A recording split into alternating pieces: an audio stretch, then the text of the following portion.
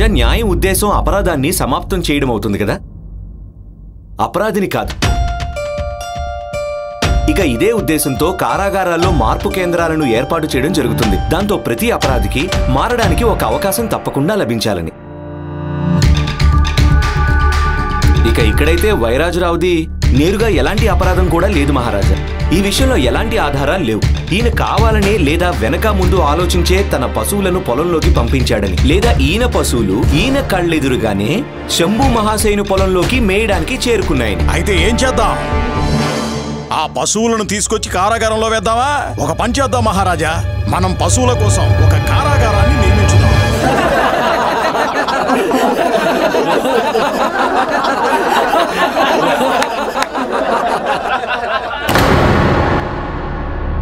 పండిత్ రామకృష్ణ, మేము తెలుసుకోవాలనుకుంటున్నాము. ఒకవేళ మీరు ఈ విషయంలో ఏదైనా నిర్ణయం తీసుకోవాల్సి వస్తే ఏం చేస్తారు? మహారాజా, నా అభిప్రాయం అయితే వైరాజ్ మహాశయుడికి 1 సంవత్సరం పాటు శంభు మహాశయుని పొలంలో పని చేయాలని శిక్ష విధించండి.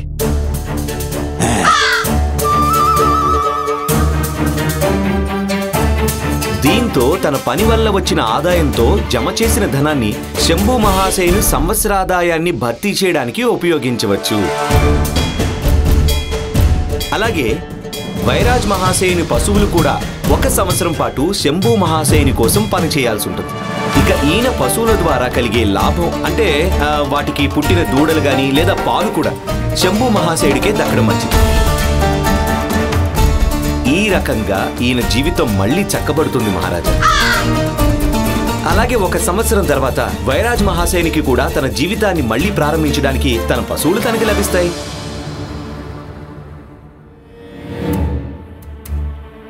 ఇక ఈ విధంగా శంభు మహాశయుడు అలాగే వైరాజ్ మహాశయుడు ఇద్దరు సుఖంగా ఉంటారు.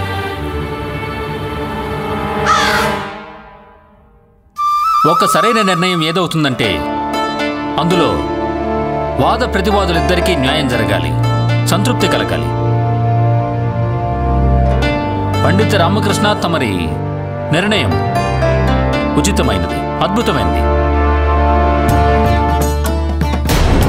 మీరు సరైన సమయంలో మీ అభిప్రాయాన్ని వ్యక్తం చేసి మమ్మల్ని ఒక అనుచిత నిర్ణయం తీసుకోకుండా కాపాడారు. నిజం చెప్పారు మహారాజా, నిజం చెప్పారు. ధన్యవాదాలు మహారాజా. ధన్యవాదాలు పండిత రామకృష్ణ. మేము ఆశిస్తున్నాము మీరిద్దరూ సంతృప్తిగా ఉన్నారని. ఇవాల్టి సభ ఇక్కడితో సమాప్తమవుతుంది. మహారాజు శ్రీకృష్ణదేవరాయల వారికి జై! మహారాజు శ్రీకృష్ణదేవరాయల వారికి జై!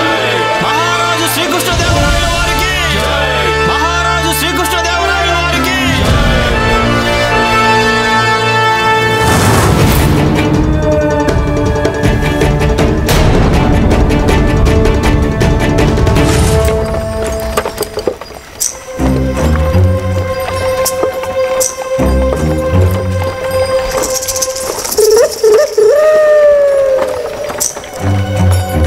ఆగండి. చాలా రాత్రి అయిపోయింది. ఈ రోజు శిబిరం ఇక్కడే ఏర్పాటు చేయండి. మంత్రివర్య, విజయనగరం కేవలం కొన్ని కోసుల దూరమే ఉంది. అర్ధరాత్రి కల్లా మనం అక్కడికి చేరుకుంటాం. ధూమకేతు, నీకు మొత్తం తెలుసు కదా, అయినా ఇలా అంటున్నావా? పెట్టెలో ఎంత విలువైన వస్తువు ఉన్నదో నీకు తెలీదా? నేను ఈ రాత్రి సమయంలో ప్రయాణం చేసే సాహసం చేయలేను. సైనికులారా, ఈ రోజు రాత్రి మనం ఇక్కడే విశ్రాంతి తీసుకుందాం. అలాగే ఉదయమే విజయనగరానికి బయలుదేరదాం. మీ ఆజ్ఞ మంత్రివర్య.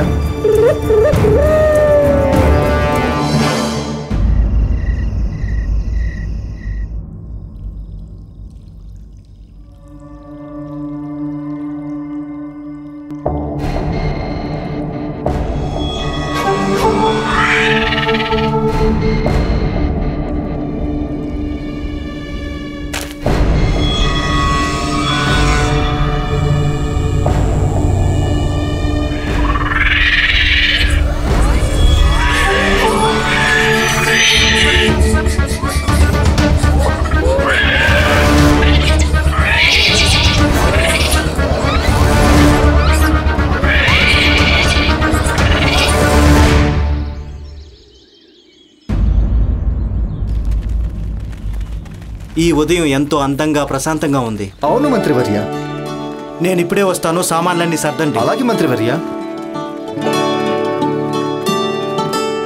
త్వరగా పనులన్నీ పూర్తి చేయండి.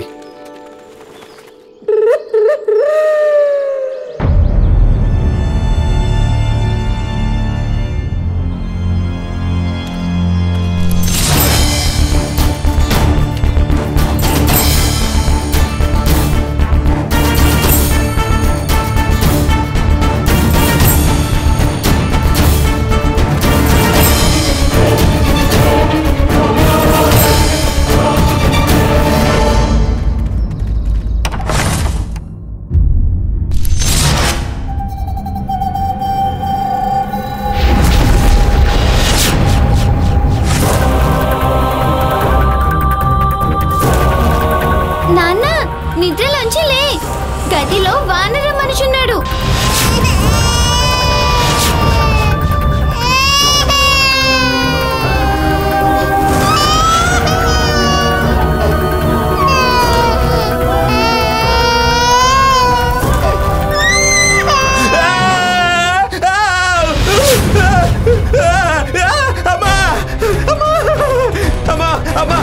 కాపాడండి, కాపాడండి, నన్ను రక్షించండి.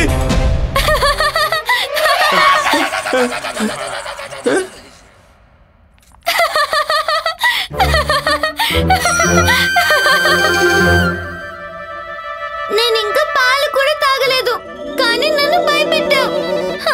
బాబాయ్, మీరు ముసుగు వేసుకోవాల్సిన అవసరం ఏమీ లేదు. మీరు ఎలాగో వానరంలానే ఉంటారు. గుండప్ప, ఇది ఎక్కడ పరిహాసం? నేను గురుకులం నుంచి వస్తుంటే ఒక వ్యక్తి ఇలాంటి ముసుగులే అమ్ముతున్నాడు. నేను ఎందుకు కొనుక్కున్నానంటే నేను దీన్ని పెట్టుకుని నిన్ను భయపెట్టాలని. ఇక నువ్వు భయపడ్డావు, దాంతో నా 4 ఏళ్ల వయసులో అయిపోయింది.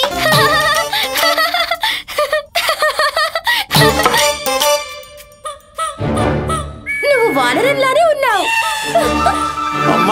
అమ్మ నట్టు పెట్టుకుని శారద తన మనసులోని మాట చెప్పేసింది.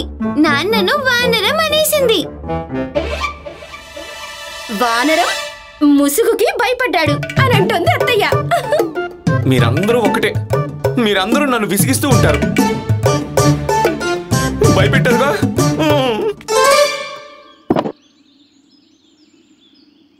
మంత్రివర్య, మీరు ఎడ్ల బండి ఎక్కి కూర్చోండి.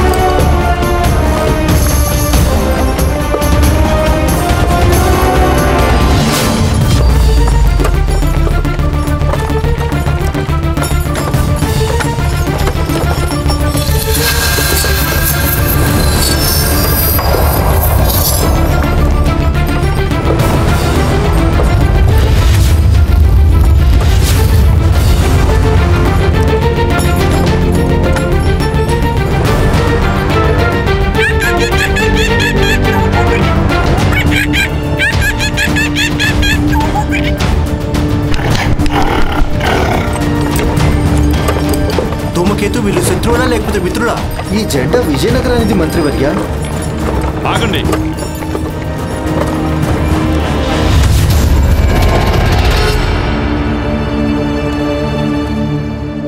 ప్రణామాలు. మీ రాజకీయ వస్త్రాలు స్వయంగా మిమ్మల్ని పరిచయం చేస్తున్నాయి. మీరు విజయనగర మహామంత్రి తిమ్మరసు కదా? అవును, మీరు సరిగ్గా గుర్తించారు. ఇక మీరు స్వామి చిత్రాక్ష మహాశయుడు. ఈయన ధూమకేతు, మా సేవకుడే కాదు మిత్రుడు కూడా. ప్రణామాలు. విజయనగర రాజ్యంలోకి మీ అందరికీ స్వాగతం. బయలుదేరండి.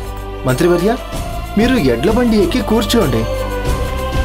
నేను మహామంత్రి గారితో పాటు పాదయాత్ర చేస్తాను. అలాగే అలాగే, పదండి. రండి రండి రండి.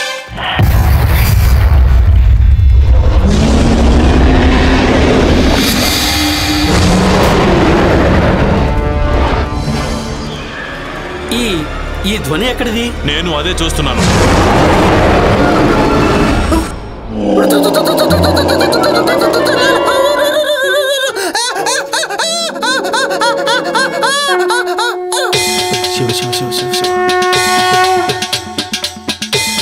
సాష్టాంగ ప్రణామాలు కూడా చేస్తున్నాడు.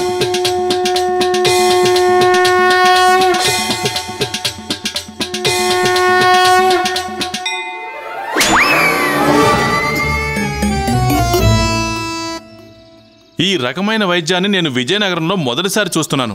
కానీ నేను చూశాను. ఎక్కడ? ప్రతిరోజు గురువర్యులు ధనమణులకు చేస్తూనే ఉంటాడు. నేను మళ్ళీ అవును మంత్రివర్య. అసలు రాజవైద్యుడు గారు నా రోగానికి ముందు ఎప్పుడు వెతుకుతారు? నేను విసిగిపోయాను. మహాశయ, మీరు బానే ఉన్నారా? క్షమించండి. పదండి.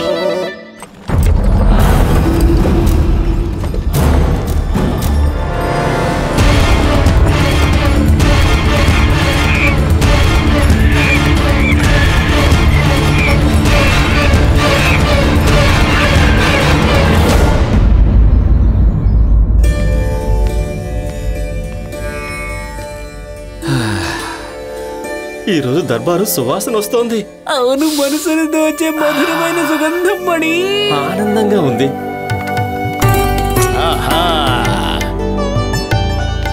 ఈ రోజు ప్రత్యేకమైన రోజు అనిపిస్తోంది. దర్బారులో ప్రత్యేకమైంది జరగబోతోంది. అందుకే దర్బారుని సువాసనతో నింపడం జరుగుతోంది. మధురమా. ప్రణామాలు గురువర్య. ప్రణామాలు ప్రణామాలు. ఆహా ఆహా. మహారాజు శ్రీకృష్ణదేవరాయల వారికి, మహారాజు శ్రీకృష్ణదేవరాయల వారికి, మహారాజు శ్రీకృష్ణదేవరాయల వారికి, మహారాజు శ్రీకృష్ణదేవరాయల వారికి, మహారాజు శ్రీకృష్ణదేవరాయల వారికి, మహారాజు శ్రీకృష్ణదేవరాయల వారికి.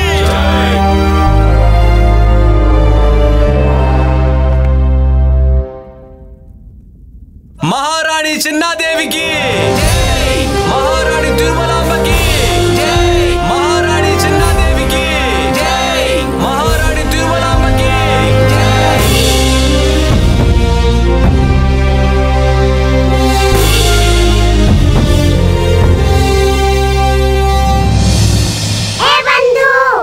రామా, ఈ రోజు దర్బార్లో ఏదైనా ప్రత్యేకమైన కార్యక్రమం ఉందా?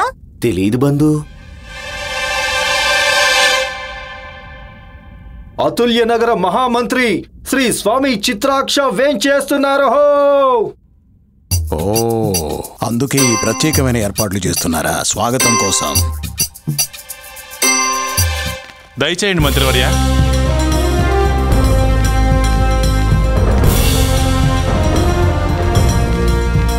ప్రణామాలు మహారాజా. చిత్రాక్ష మహాశయ, విజయనగరంలోకి మీకు స్వాగతం. ప్రణామాలు మహారాజా.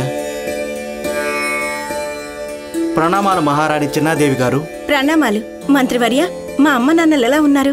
రాజ్యంలో అంత క్షేమంగానే ఉన్నారు కదా? ఉన్నారు, అందరూ క్షేమంగానే ఉన్నారు. మీ అమ్మా నాన్నలు కూడా. అది మా దివ్యలత పిన్నెలా ఉంది? క్షేమంగా ఉంది. నా చిన్నప్పుడు నా గది బయట విశాలమైన అత్తి చెట్టు ఉండేది కదా. ఈ సంవత్సరం కూడా దాని మీద ప్రవాస పక్షులు తమ గూళ్ళు కట్టుకున్నాయా?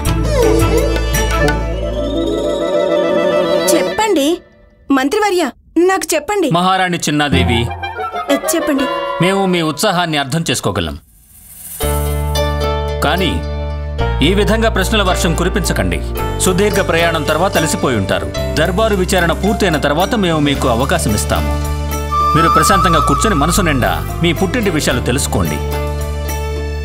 ఎలాగూ ఈయన్ని వెంటనే మేము తిరిగి వెళ్ళనివ్వము.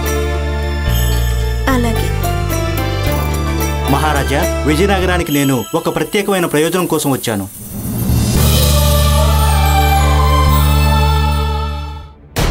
పెట్టి ఎక్కడుంది?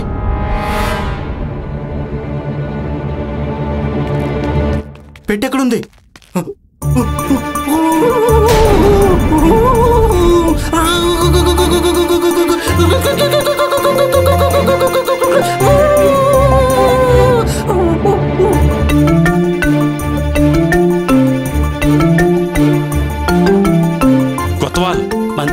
ఇంకా ఏం చేస్తున్నావు నువ్వు? నేనేమంటున్నానంటే వెళ్ళి చంపదెబ్బ కొట్టు. మంత్రివర్య, మీకు 10 ఏట్ల బలం ఉంది. మీరు కొడితే శాశ్వతంగా నయమైపోతుంది.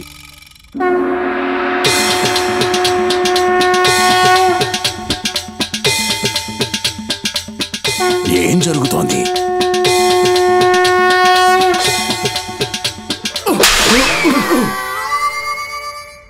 ఎంతటి దుస్సాహసం ఇది! క్షమించండి మహారాజా, ఇది మంత్రివర్యుల వైద్యం. వైద్యమా? అవును మహారాజా, ఈయన ఇదే విధంగా మామూలైపోతాడు. నేను ఈయన చిన్నప్పటి నుంచి చూస్తూనే వస్తున్నాను. ఇక తన జబ్బుకి మనం చేయాల్సిన వైద్యం చెంప దెబ్బతోనే అవుతుంది. మహారాజా, మహారాణి చెన్నాదేవి గారు చెప్పింది నిజమే.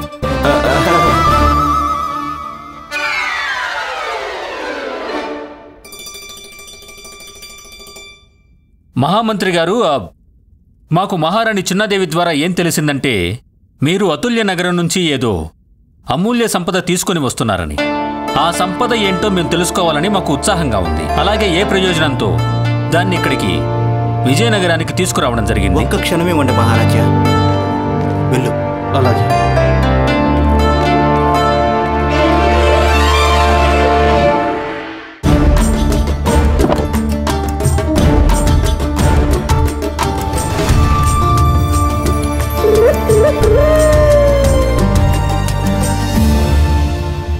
మహారాణి చిన్నదేవి పుట్టింటి నుంచి అంతగా ఏం ప్రత్యేకమైన వస్తువు వచ్చింది? అదేంటో నన్ను కూడా చూడని. గురుగంచుడు, ఏదేమైనా ఒకవేళ గురువు గారు దాన్ని కాజేయాలని ప్రయత్నం చేశాడనుకో, అప్పుడు మహారాజు ఈ ముసలోడిని బంధించుతాడు. నోర్ముయండ్రా గాడిదల్లారా. ఏమిటిది? మహారాజా, ఒకవేళ మహారాణి గారు మీకు చెప్తే ఇంకా బాగుంటుంది. మహారాజా, నా కోరిక ఏంటంటే ఈ వస్తువు గురించి నేను వివరాలు చెప్పకముందే మీరొకసారి దీన్ని దర్శించుకోండి. అలాగే మహారాణి చిన్నాదేవి.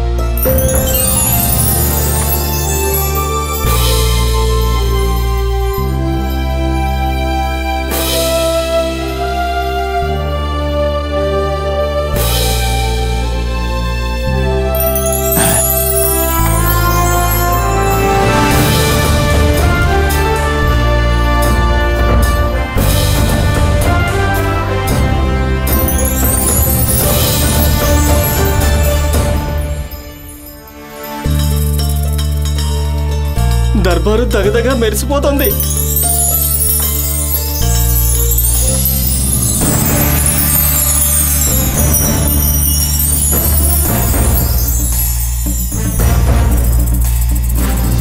మహారాజా, ఇవి మా పుట్టింటి నుంచి వచ్చిన 7 మనులు. మీరు ఎప్పుడు అంటుంటారు కదా, అతుల్య నగర రాజ్యం మీద ఈశ్వరుని ప్రత్యేక కృప ఉందని. శీతల, గ్రీష్మ ఋతువులన్నీ సమయం ప్రకారం వస్తాయి, అలాగే వెళ్తాయి. వర్షం కూడా ఎప్పుడు సరైన సమయానికే పడుతుంది. ఎక్కువ కాదు, తక్కువ కాదు. నిజమేంటండి మహారాజా, మా పుట్టింటి మీద ఈశ్వరుని కృపతో పాటుగానే ఈ మనుల కృప కూడా ఉంది. అలాగా? ఇక వీటి ప్రభావం మూలంగానే మా అతుల్య నగర రాజ్యం ఎల్లప్పుడూ సుఖ, సమృద్ధి, అలాగే అభివృద్ధి పదంలో సాగుతుంది.